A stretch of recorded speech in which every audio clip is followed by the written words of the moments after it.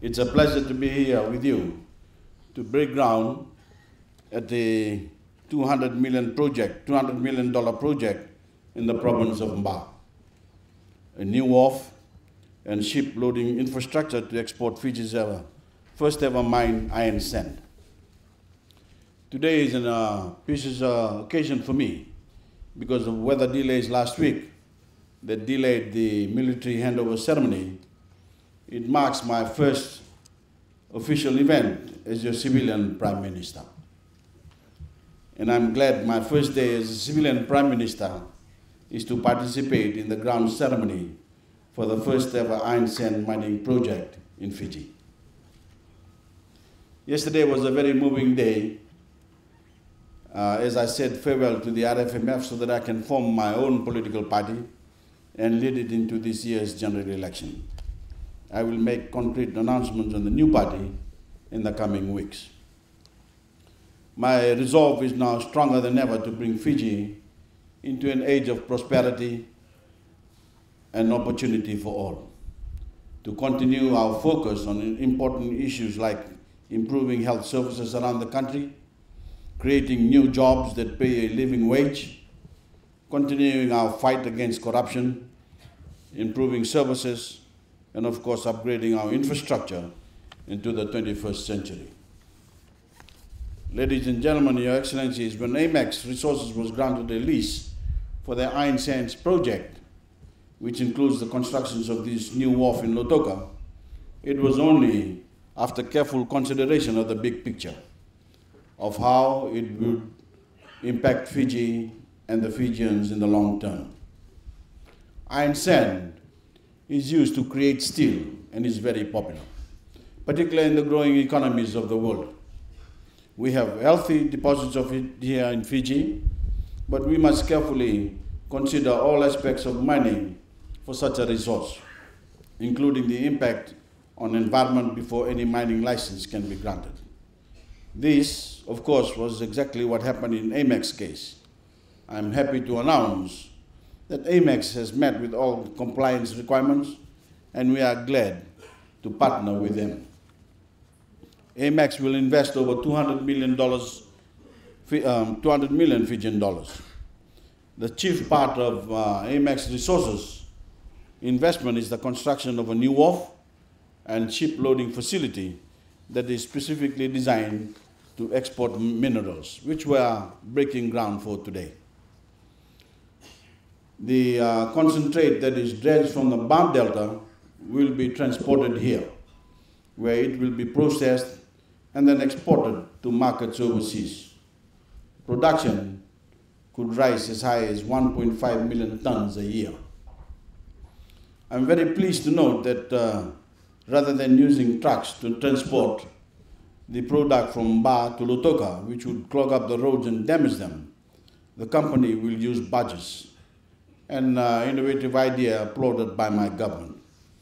I hope other companies cutting such heavy loads will follow Amex example. The Lautoka port facility will include a berth, a barge unloading facility, a washing plant, a stockpile area, ship loading infrastructure, as well as workshops and offices. I'm also very pleased to note that MCCO, one of the top 5 mining facility construction companies in the world, is partnering in this project.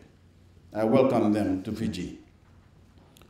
All told, the construction of these facilities, together with the purchase of a specialized marine fleet, represent a $180 million investment. This is in addition to the $25 million the company has already spent on exploration and other associated works. We expect the project to create 300 jobs, both skilled and unskilled, for Fijians in Ba and Lautoka. Of course, this does not include the various flow-on benefits it will have on employment and economic activity in the province of Ba and across Fiji. As I've said before, it's about appointing the best people for the job.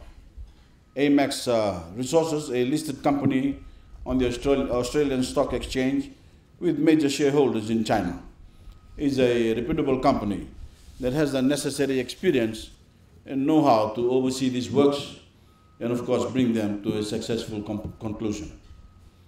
But earlier I had mentioned the big picture. Not only will this project boost the Fijian economy and create jobs, it will also complement government's efforts to dredge the Mba Delta, thereby reducing the frequency and intensity of flooding during heavy rains and cyclones. We all know how damaging and horrifying it is when a river bursts its banks and the flood waters rise. Within the last couple of years alone, we've suffered a number of devastating episodes. There's hardly a person in Fiji who hasn't felt the impact of flooding in one way or another. So the fact that this project will help prevent that sort of devastation in the future is a cause for greater celebration. But ladies and gentlemen, there's an even bigger picture to consider, and it's the growing sense of optimism about Fiji's economy as we see investments of all sorts ramp up around the country. This year, our economy is expected to grow by as much as 3.6%, following growth last year as well. New job advertisements are up by 14%. New bank loans for investment have risen by 109%. And as of last November, imports of investment goods have increased by 27%. However, you don't need these figures to know that things are picking up.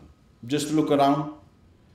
Everywhere you can see new investment, construction projects, big and small, job creation, demand for services, and an overall an expectation that things are going to keep getting better.